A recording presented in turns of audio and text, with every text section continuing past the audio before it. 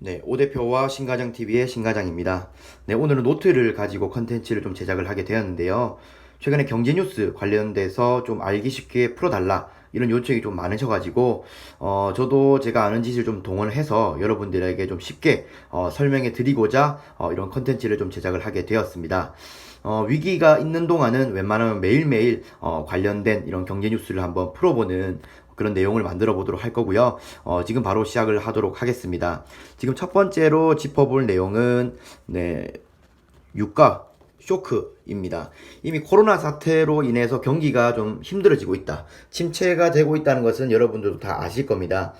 그 이후에 2단계로 위험성이 지금 증가한 것이 유가 쇼크다라고 보시면 될 것 같은데요. 코로나로 인해서 경기가 좀 침체될 것으로 생각을 하다 보니까 유가가 어느 정도 가격이 좀 다운이 되게 되었습니다.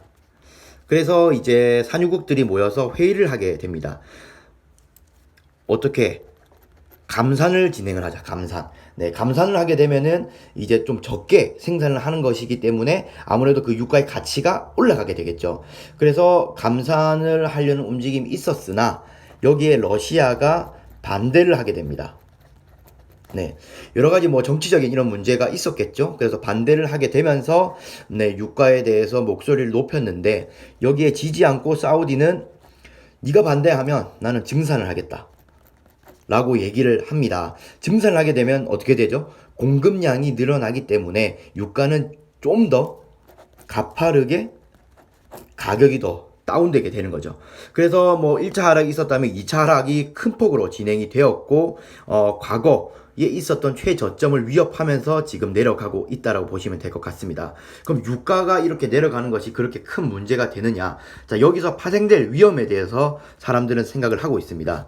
뉴스에 보면은 최근에 뭐 연준 미국이 채권을 매입을 했다, 뭐 이런 뉴스가 아마 나오게 되었는데, 그 뉴스가 왜 나오게 되었냐면은 그 석유 기업들이 아마 있을 거예요. 석유 기업들이 있으면은 유가가 내려가면 석유 기업들은 이윤을 못 맞춘다, 이렇게 생각을 하시면 됩니다.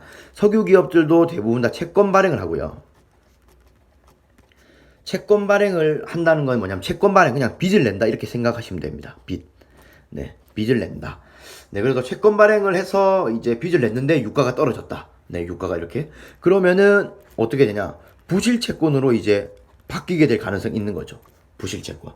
말만 들어도 부실하다, 뭐 안 좋다, 이런 내용이 되겠죠. 그럼 부실 채권으로 되면은 어떻게 되냐면은 부실 채권에 이제 뭐 결국에는 돈을 이제 융통을 시켜준 금융기관 쪽으로 그 리스크가 이전이 되게 됩니다. 자, 그러면은 시스템적으로 연관이 되면서 위기가 터지게 되면서 이런 것을 뭐라고 부르냐면 이제 금융 위기가 시작된다, 뭐 이렇게 얘기를 하게 되는 거죠.